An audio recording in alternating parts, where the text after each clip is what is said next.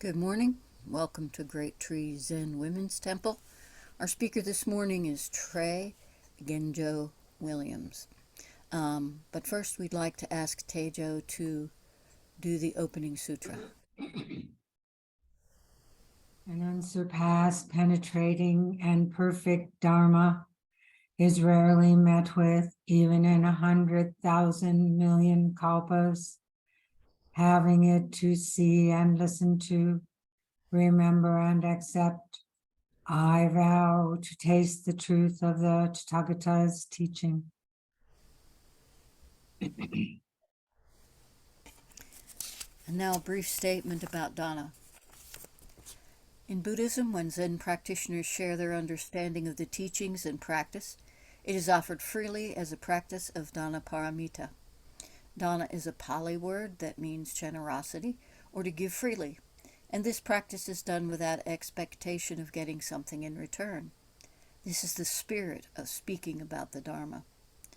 Other ways to practice dana is to offer support to those who share the teachings, to support places of spiritual practice, and to give without judgment or expectation when opportunity arises. Those who share the teachings at Great Tree do so on a dana basis. Please support their practice by giving what you can. And you can support pray through Genjo, through Great Tree by going to greattreetemple.org and following their donate. And indicate that it's for Genjo because we're trying to raise some money for his robes and things. Yes. Genjo is on the path to becoming a priest. So we need to support him. And now to introduce Tre. Tre Genjo Williams has been studying and practicing Zen Buddhism since 2011 and received the 16 Bodhisattva Precepts in 2020 and again in 2022 from Reverend Teijo Munnich and Akiba Roshi, respectively. Tre completed his 200-hour yoga teacher training in 2012 with Kristine Kaoverii Weber in the Asheville Community Yoga Center. He is currently working on his MA in clinical mental health counseling at Lenoir-Rhyne University. Tre is interested in exploring the intersections of spirituality, mental health, and activism. Welcome, Tre.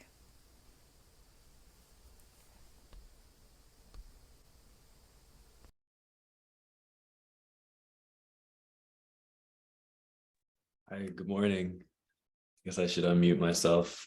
It's good to see y'all. Thanks for the introduction, Lorna, and for the dana statement.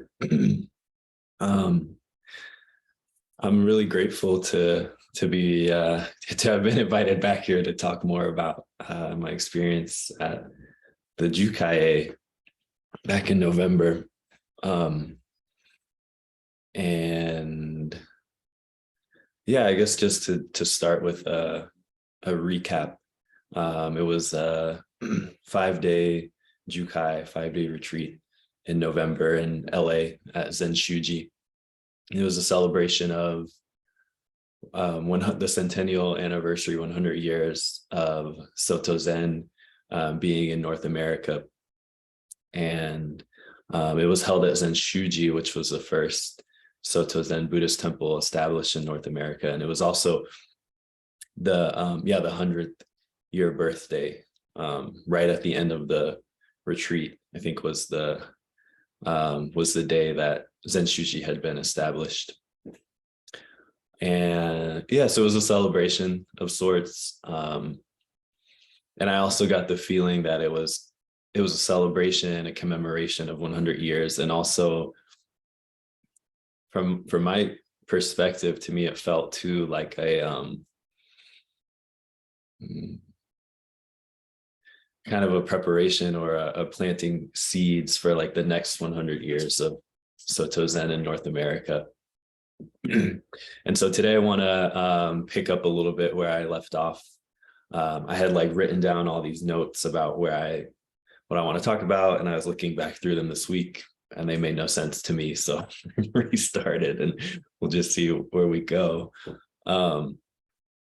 Yeah, I'd like to talk about the Baikaru-e Sanka, which was the singing that we did. And I have a short video that I'd like to share if technology is on our side this morning. My power just went out upstairs. So half the house like literally just went out. So we'll see what happens.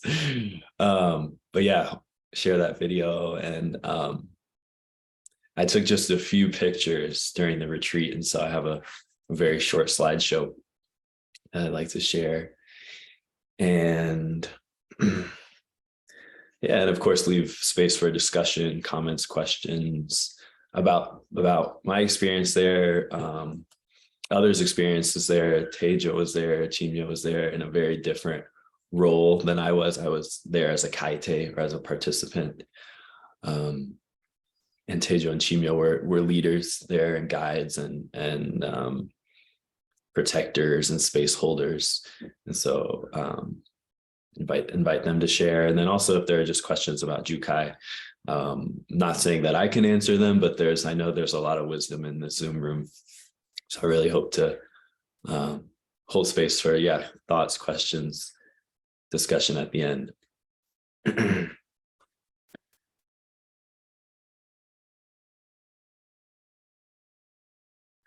And so starting with the Baikaru-e Sanka, which is the type of singing that we would do in the Soto Zen tradition. It falls under the umbrella of Goenka, which is a type of Buddhist Zen singing. And so I have some pictures of the schedule that I'll show later, but we were taught this way of singing by Reverend Hoko, who I believe is at Sanshin Temple in Indiana with Okumura Roshi. And we would do this every day, and we would practice, and we would be out of harmony so that we could be in harmony, and then we'd be out of harmony again. And we're singing as the elders and ancestors and all the beings were being invited onto the stage. And so we were in this kind of church style setting with pews. And so it was also, we were kind of singing and harmonizing with the voices, but then also with the movement of everyone through the crowd and up onto the stage, or not harmonizing. I remember Reverend Teijo, who was kind of the MC and the interpreter in a way, and would kind of like give some background on the ceremonies and kind of prepare us for the next thing we were learning and thing we were doing, whether it was the singing or a ritual or ceremony. And he said, the first step to being in harmony is to be out of harmony. And so to welcome all of that in. And so we'd be singing this, and Reverend Hoko guided us. And then I'm not remembering his name. I can picture his face. I was trying to look it up. Would guide us each day. And I guess traditionally how it's done is the leader sings kind of the first little section, and then the whole crowd kind of shares and chimes in, and we sing together. And so I did some research on it, and according to the Soto Zen website, it says that these are hymns sung in praise of Shakyamuni Buddha, Dogen Zenji, and Keizan Zenji, and with respect for our ancestors. These melodies were born out of the influence of the natural features of life in Japan. It is a calm and gentle kind of song that is easy to sing and produces a peaceful heart and new inspiration. And I would say that's definitely been my experience with it. It definitely does bring me a sense of peace and calm. And since then, I've been singing kind of just as a ritually first thing in the morning and last thing at night before I go to bed. And so I'll play the YouTube video that hopefully will be able to be played today. And then, so if you ever decide to join in the morning or at night, I might be singing with you, and who knows who others are around the world. And this was surprising to me. So these hymns were created in 1952, which was only 70 years ago. I was thinking these were like, 2,600, 2,700 plus years ago. Maybe they were, maybe just in a different form. But at least in the Soto Zen tradition, they were created in 1952 in honor of the 700th anniversary of Dogen Zenji's death. And Baika is the character for plum blossom. And Baika Ryu E Sanka means plum blossom style recitation praise song. And in the Shobo Genzo, Dogen Zenji writes about plum blossoms quite a bit in Shisho, which is on the record of transmission, and then again in the Baika, which is on the plum blossom. And my understanding, based on what minimal research I've done, is that Dogen Zenji had dreams about the plum blossom, and he really came to view it as a representation of the transmission and flowering of the Dharma from person to person and generation to generation. And he compares it to the udumbara, or the udonge in Japanese, which was that flower that the Buddha held up to his disciples, and that Mahakasyapa saw and smiled. And they say that's how the Dharma was transmitted from Shakyamuni Buddha to Mahakasyapa.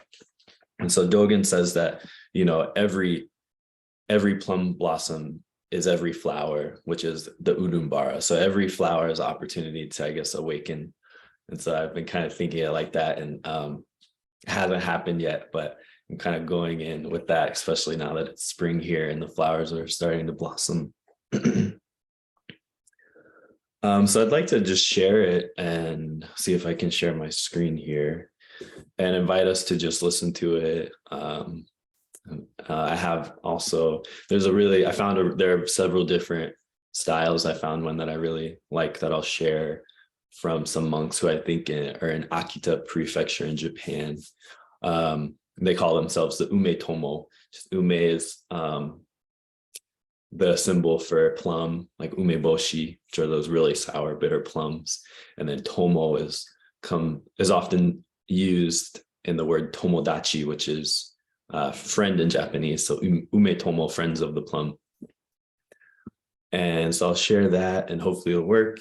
And I have the lyrics, the translated English lyrics, to read along or watch the video or just do some zazen as the song plays. Let's see.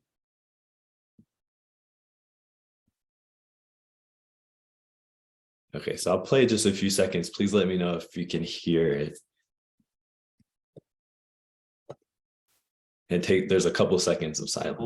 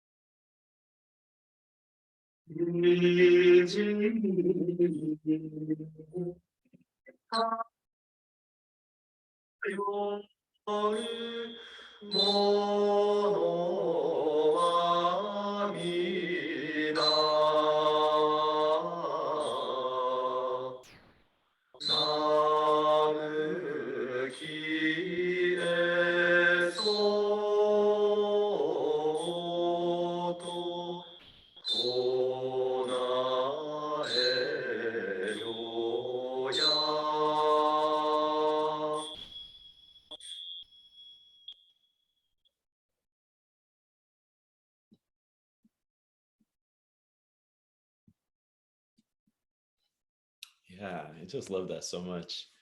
And so we would be singing this, we sang this each day together. And as yeah, everyone was moving into the space, and just kind of as a way to invite and continue to kind of create this container for the week. So I'm gonna, let's see. Yeah, share my screen again. Yes. And go through the slideshow here. And so, yeah, these are the lyrics, the English translated lyrics. And then this, this actually, my friend, Elizabeth McCorvey, she's a local therapist, counselor. I work with her at UNCA. She's my supervisor. She sent me this recently. We've been having a lot of talks about just counseling, the limitations of counseling. And she sent me this. This is from an Instagram account called Decolonizing Therapy, which is created by Dr. Jennifer Mullen, who studied at the California Institute of Integral Studies out in San Francisco. And I just, I've been coming back to it a lot. She just sent it to me a couple of weeks ago, but this, if the wounds are ancestral, the medicine must be ancestral as well, in the end, period. I just really liked that. And it kind of, it made me think of our practice in Buddhism and the medicine of Zazen, and the medicine of ritual, and the medicine of singing and chanting, and all these things that we do, sometimes like on a pretty large scale, like the Jukai that I participated in November. And then the rituals that we kind of do every day, the brushing our teeth, the washing our face, when we're in sesshin, when we're doing oryoki, which is the meals, when we're chanting all the names of the Buddhas. I've really kind of come to see that as medicine. And so I saw this and kind of was really reminded of the Jukai, and just reminded of this really ancient, 2,700 plus year old practice that we do. And that has been passed down generation to generation, and that we now have the benefit of being a part of. And so that, yeah, indirectly kind of connected to the Jukai for me. Let's see.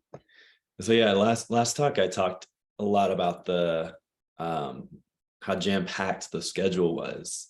And this is our schedule book. So we got these handbooks, these Kaite handbooks that kind of broke down the schedule day by day. And so November 16th was day one, and we would gather at Zen Shuji for breakfast if we wanted to, in kind of their cantina downstairs. And then while folks were preparing the venue, which I'm sure took a lot of work, I was just kind of sitting down there lazily talking to people and eating food and drinking tea, while I'm sure there was a lot of commotion happening upstairs. And so reception for the kaite, which were the participants, instructions by the Jiki Dancho, the Jiki Danro, are the folks who did all the work to make this happen and really guided us through. So I think the Jikidan Cho is the head of the Jikidan Ryo, is my understanding. So Chimyo is the Jikidan Ryo and was really guiding us throughout the process. We'd sit for Zazen in the pews. Usually by this point we were behind schedule a little bit, and so we would sit maybe for 10 or 15 minutes. And then from there, it would be a lot of chanting, sutra chanting for inviting sacred beings and different ceremonies, different rituals. We would invite the kind of, the Kaishi would arrive. Kaishi was Akiba Roshi in this case, who's the bishop of Soto Zen in North America, I believe. And so he was the preceptor of the ceremony and chanting. Really, really intentional about kind of creating this container and inviting everyone in and dedicating the offerings and dedicating the merits and creating this space, which I realized became really important once it came time to really get down into like it was all very ceremonial, but once we got to day 3 and did the repentance ceremony, which I'll talk about, became clear to me how important it is to really take time to create the space, create a level of support and safety. I think similar to when we've done Jukai at Great Tree and we do the session beforehand, to just give ourselves an opportunity to kind of sit and settle and prepare for the Jukai ceremony. And so we do Oryoki, and Jundo was the line that we formed as we walked from the meditation, or I guess I'm calling it Zen church area with the stage, and down into the basement for lunch. And we would do ceremonies, and we would have guidance and instruction each day. Reb Anderson Roshi and Okumura Roshi served as the lecturers on the formal teachings on the precepts. And so there'd be a lecture on the 16 Bodhisattva Precepts each day.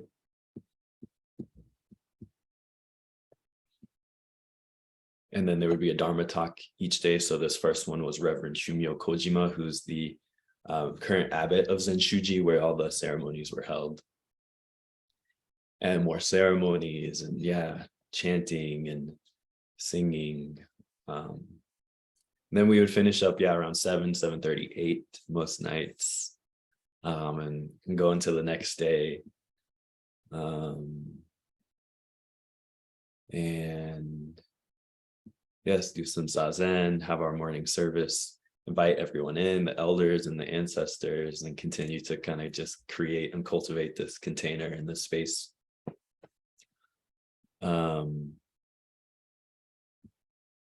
Greet the Kaishi, Reverend Chozen, who's one of Reverend Chozen Bays and Reverend Shoken Weinkauf were two of the leaders alongside Akiba Roshi, really guiding and holding us through this process. And my understanding is that this was the first time too that women had been allowed to hold these leadership roles at this level of ceremony. That's what I heard.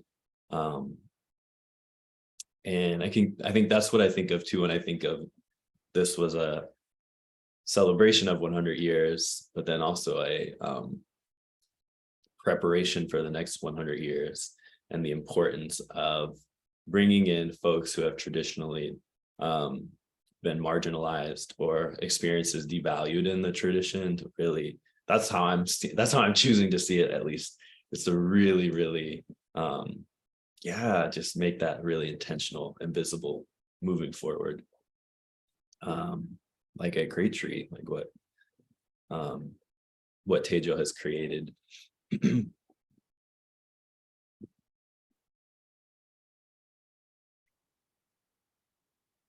Yeah.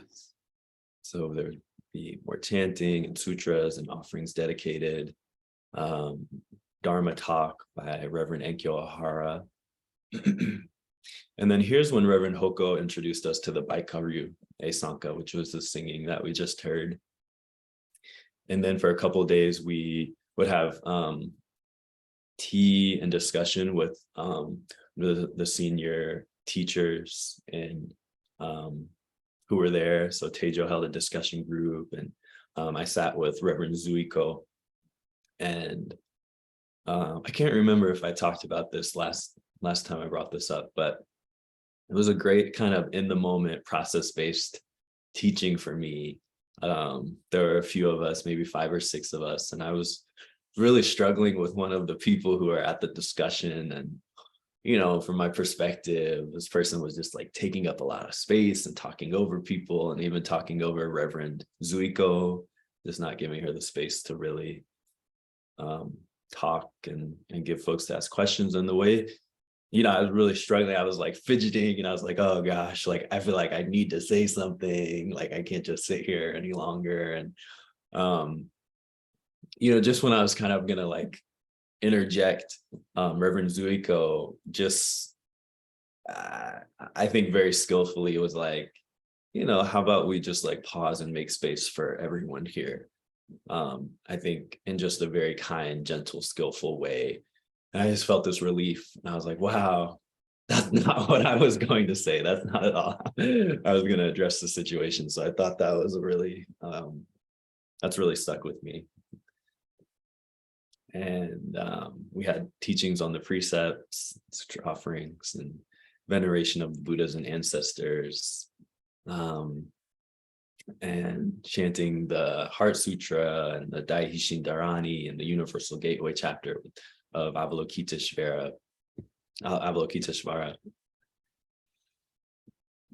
And then moved into day 3, where the night of day 3 is where we had the rite of repentance, the Sangye Dojo, which to me was like one of it was a very powerful and transformative ceremony for me. And it was really scary, to be honest. It was really scary. I just felt an intensity about it. And kind of in retrospect, realizing it and processing it, it was kind of a death ceremony in a way, I think. Because the next day we did the receiving of the precepts, which to me was kind of a rebirthing. And of course, before you're reborn, you have to die. And so I really felt that night as we were kind of going into the ceremony. I kind of had this moment of like, oh shit, like I shouldn't be here right now. Like Teijo made a mistake bringing me here, inviting me here. Like I should go. I need to go. Like there's a lot of resistance. And that earlier that day, Reverend Jisho gave the Dharma talk and talked about resistance and talked about just noticing it. And Teijo said recently, you know, just noticing it and taking a step into it. And that's what I did. And against everything kind of internally that was telling me to go. And I think what allowed me to kind of take that step into it was the support of the Sangha, support of the community, and everyone that was there who's also doing this. And we the real intentionality behind creating the space up to that point, and calling in everyone and practicing together, and eating lunch together and being in community with everyone. So I was thinking like, well, I can't really leave. I guess I could leave, but I can't leave. And Teijo's here, and Chimyo's here, and Brooke is there, and all these other friends I've made. And so, yeah, stepping into that resistance, I think, with the support of the song and the support of all beings, was really helpful, and kind of allowed this kind of rite of repentance to happen in a way that really it did kind of feel like a dying kind of way, kind of a death process of we were chanting this Japanese phrase, I think it was Shozai Muryo, or Shozai Muryo, which translates to all my small harms. And yeah, just kind of highlighting all the ways that we cause harm, all the ways that we've caused harm in the past. The verse of repentance, all my past and harmful karma, born from beginningless greed, hate, and delusion, through body, speech, and mind, I now fully avow. So really avowing all that ancient and twisted karma that goes back for forever, and that we replicate, and I replicate in many ways, and in many ways that I don't know about, that I'm not conscious of, and all the things that kind of in a way also make me, all these kind of transgressions and harms that I've caused and will cause. So it was kind of giving all of that up, and it was scary. And I'm really grateful for the Sangha for holding it down and holding me down and doing it too. And so the next day we continued, and had that night more ceremony, and had the bestowing the precept ceremonies, and we were welcomed onto the stage and given the precepts, and given the papers, and we closed out by kind of more ceremony to thank everyone who had gathered, and tell them thank you and goodbye. It was really nice. Thanks for coming. Thanks for holding it down and being with us. And then yeah, safe travels, kind of, in a way. And then there was some drumming and chanting of the Heart Sutra with these books that that are like folded in a way that you fan. And Brooke took some great videos and pictures, so I really encourage y'all to come to when she gives the talk. And she took a lot of notes and a lot of pictures, so I'm excited to kind of hear from her perspective, so I can get out of just my limited perspective of what happened. Yeah, and then so Teijo was up there, and everyone was up there doing the fanning and chanting the Heart Sutra, and I guess fanning it out into the world, I guess is my understanding.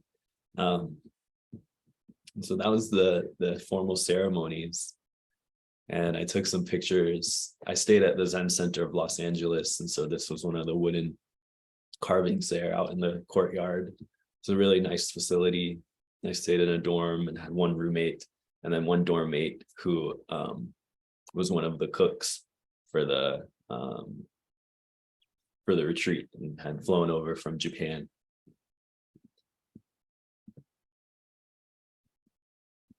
And this was, I think I didn't actually go in this building, but this is also at the Zen Center of Los Angeles, and I believe is their kind of kitchen, maybe dining area. And this was about 20-25 minute by car to Zen Shuji. It was in Koreatown, or near Koreatown. And so I have a friend who lives out in LA. We went to school at UNC Charlotte together and drove out to LA so he could become a police officer. He always wanted to be a police officer in a big city.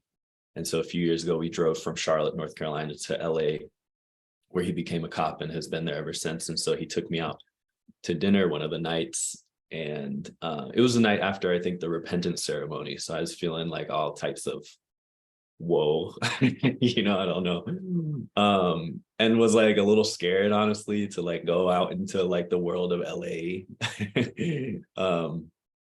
And you know, we parked and we went to the sushi restaurant, and the first thing I saw was like this Zen, someone who had painted this, and I was like, wow, yeah, you know, like, yeah, it's all Zen, whether we're in the temple practicing and chanting, or we're out in the streets of LA with these motorized scooters, you know. So I had just had that reminder, of like, no, there's no separation.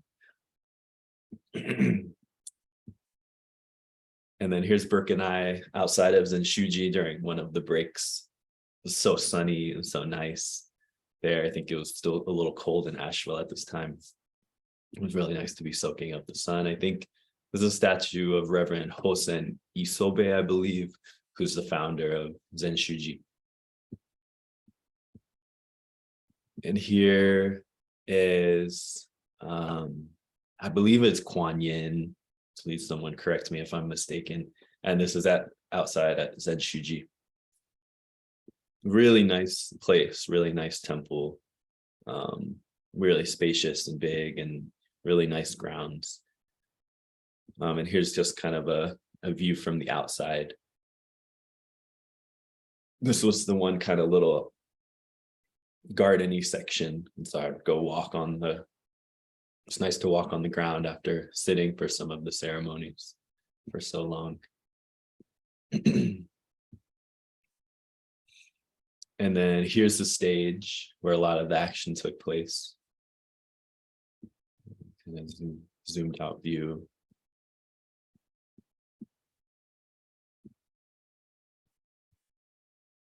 And then here's, I guess, where the Doan sat and where the different bells and drumming took place.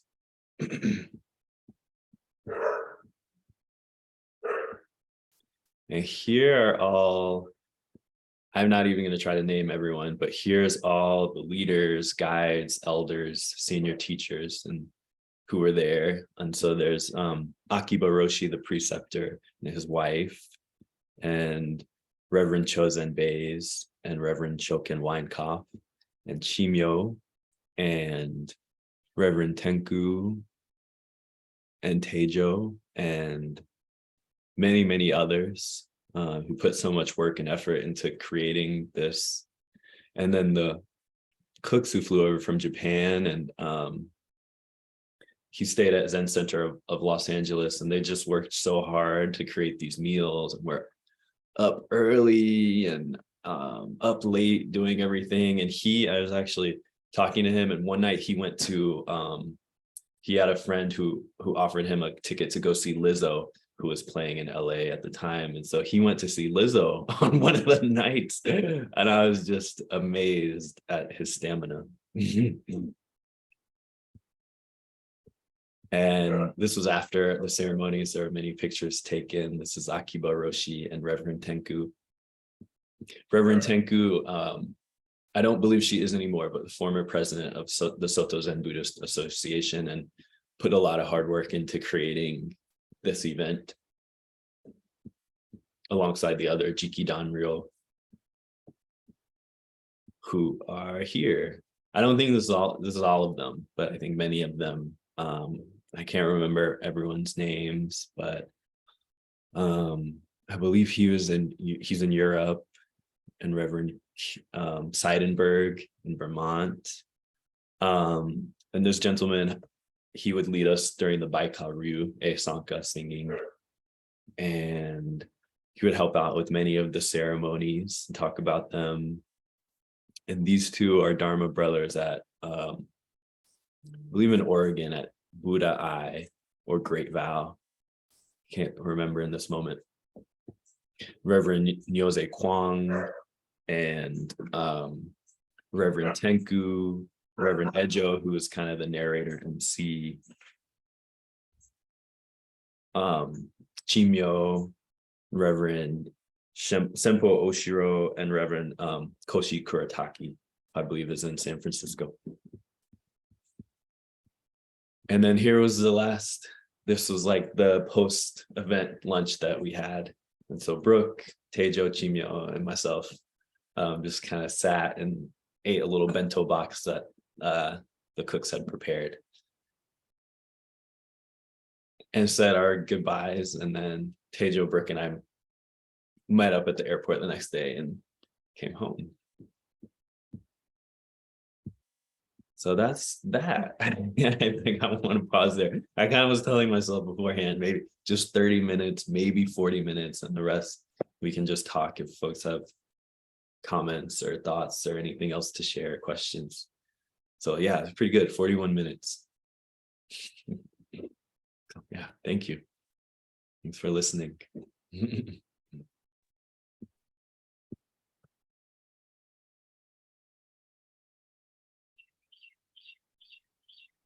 I wanted to ask you, because you asked a question during the question and answer time. Mm-hmm. What was that experience like? I was nervous. I was really nervous. It was nerve-wracking personally for me, just to be going up on that stage and to be yelling this question at Akiba, Roshi. And so the question and answer, I guess, is a tradition, and it's an opportunity to ask this question and receive a response from, in this case, the preceptor, Akiba Roshi. So you line up and you do 3 bows, and then you walk onto the stage. And as you're walking up, you're yelling, shouting your question to them, and then you bow as you receive the answer, which was then translated. He would say it in Japanese most times.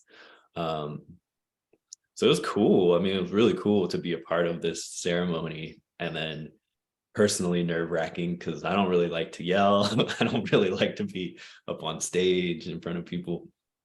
And I'm glad, Teijo was up there, and others who, well, I don't know if Teijo was feeling nervous, but I met a friend there who's also feeling nervous. So there was some solidarity in that.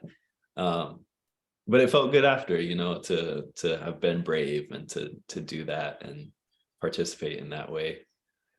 I did, I was so nervous. I asked my question, and I asked Akiba Roshi what his hopes are for the next 100 years of Soto Zen or something like that in North America. I think they really said, keep the question really short. I'm grateful Teijo kind of came up to me and gave me that advice, keep it short. So I tried to keep it short. And yeah, I was just so nervous that I didn't really hear the response. And so I had to ask people what he said. Yeah. But it was great. I mean, people asked such wonderful questions, and yeah. Excuse me. And what did he say for the next 100 years? He said Zen is going to be really important in North American life. So to keep practicing. Yeah.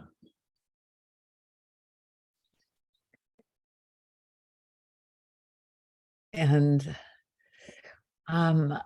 with the benefit now of several months having passed, what can you see are the changes in you? Been through this intense experience, the whole thing? Yeah. Well, I'm about to shave my head and become a monk. So that is like pretty, I think that seed had been planted. I don't know when, a long time ago, but I think the ceremony and being there really poured a lot of water and sunlight on the seed and really precipitated it. And I think I have more faith in the practice than I did before. More trust in the teachings, and I think it's easier for me to let go of myself and my individualism and my thinking. I'm not great at it, but I think I'm remembering more to trust and to have faith, and to allow the sort of support of all beings to come through, and just trust the uncertainty of life. Thank you. Yeah.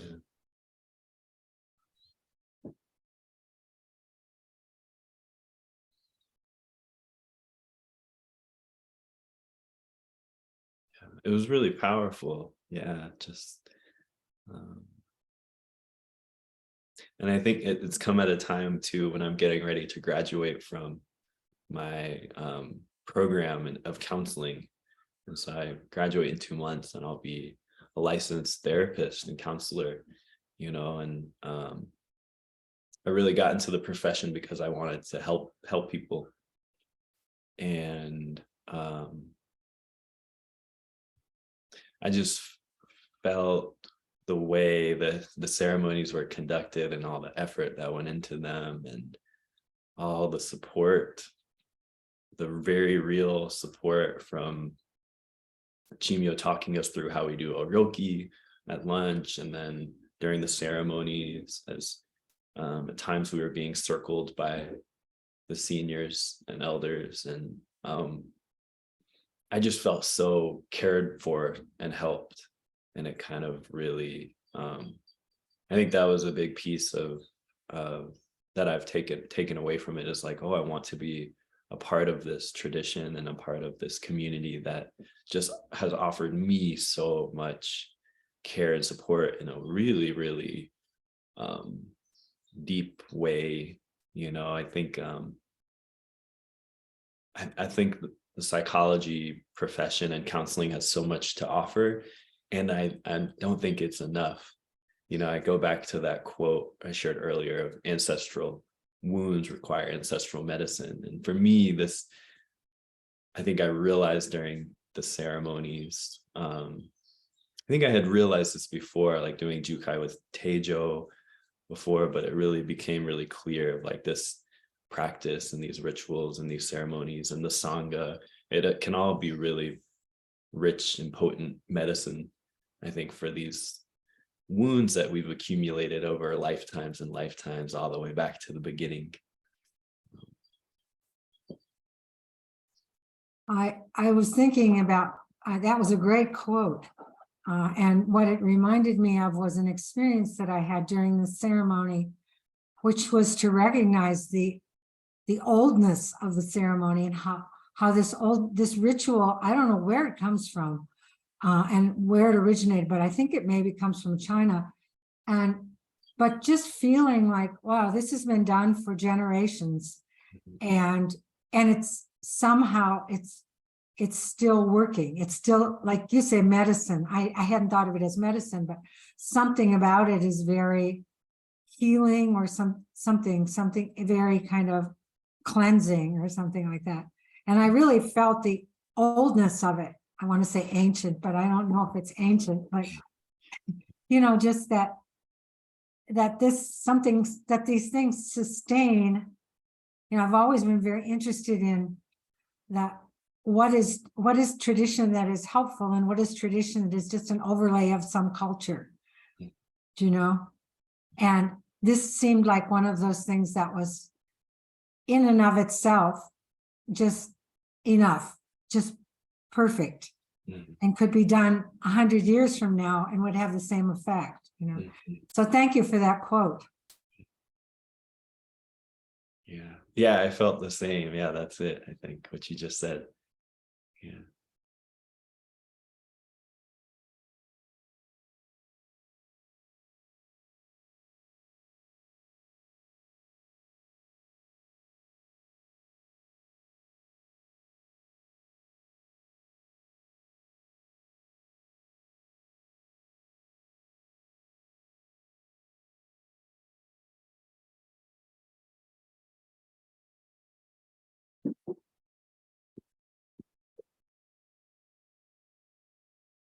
Oh, I'm just seeing the chat. It sounds like the sound was going out intermittently. Thanks, Susan. If you're interested, I'll just drop the YouTube link into the chat if you like the sound or just want to go back to it. It was interesting to me to watch those monks doing the baika chanting. Because my experience with baika everywhere I lived in Japan was that it was the little old ladies from the village. And I never heard it chanted by monks until we did it at the Jukai-e. There were men's voices, but it was very kind of shocking.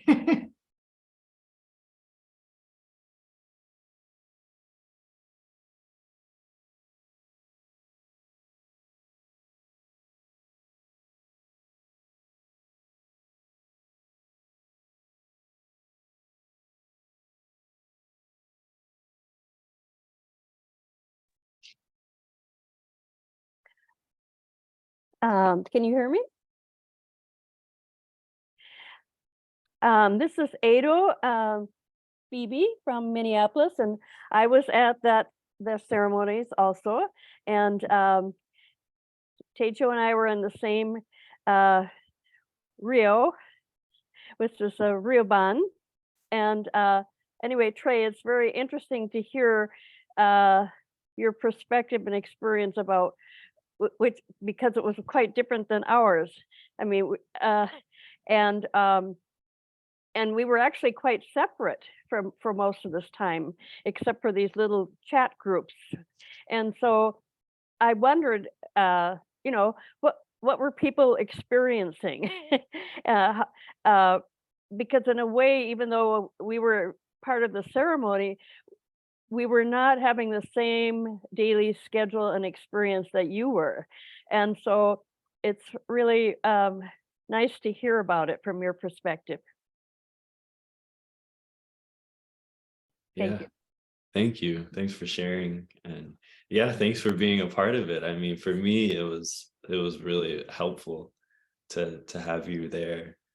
Even though, yeah, for the most part, I guess you were up on the stage and we were kind of in the audience.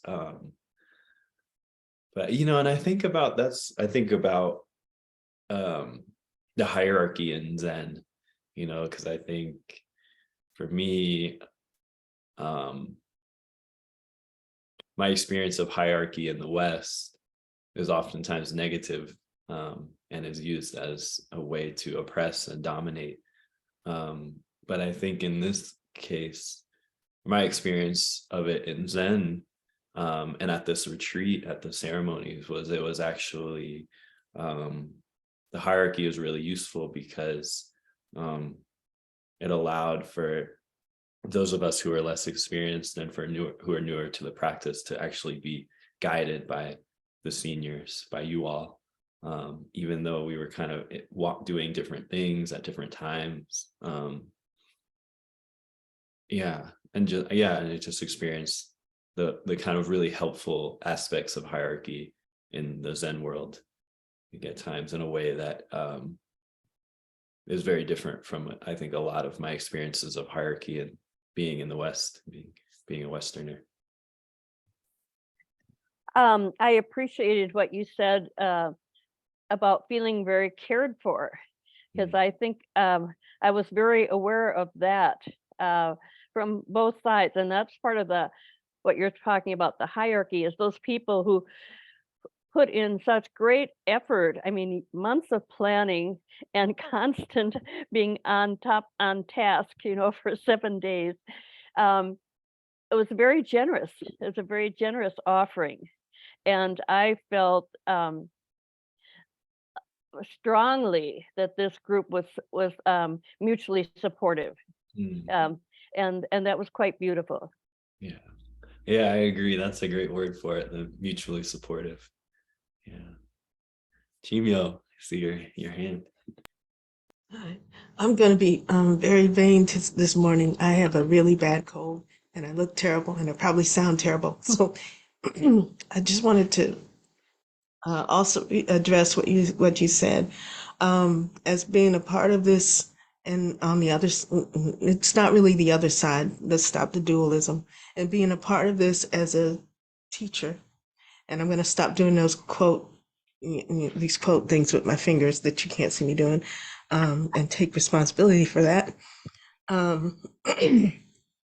it was really, it was a really important ceremony for those of us on the other side too, because we got to work together as priests, as teachers, in a way that sometimes is not available to us in our very small temples Mhm. and our, very regional places, and to work together as, and see each other as being a part of this great preservation of the Dharma and great giving of the Dharma.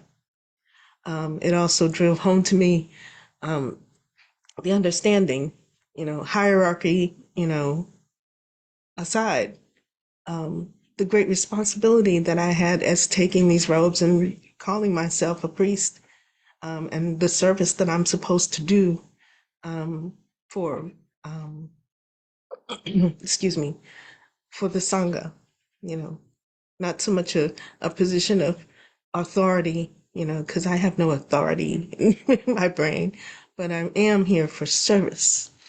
And we all are. And when we're doing that circling, that circle encompassed not just, the kaite, but the whole of the myriad beings that we're supposed to be embracing. And so even as, there was a lot of frustration in creating this ceremony over the years that it took to create, but when it culminated in that vast working together, it's not symbolic. It's the real thing. It really is what we're doing here. And we have to keep remembering that. And that's what these ceremonies do. So I'm really appreciating, what you said. And also very grateful to the kaite, those 100 people that came and put up with, a lot of the mistakes and that we made, and who were very patient with us, and who gratefully, allowed us to have our experience as well, So thank you. I am showing if you can't see. Sorry. Thank you.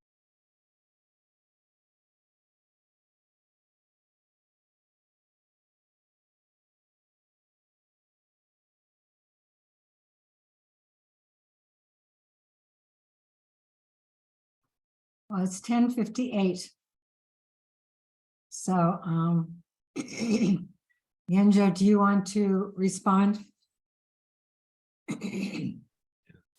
May the merit of this practice May the merit of this practice benefit all beings benefit all beings and bring peace.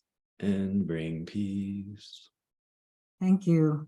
Thank you, Genjo, and thank you, everyone. Yeah. Thanks, everyone. Thank you, Teijo.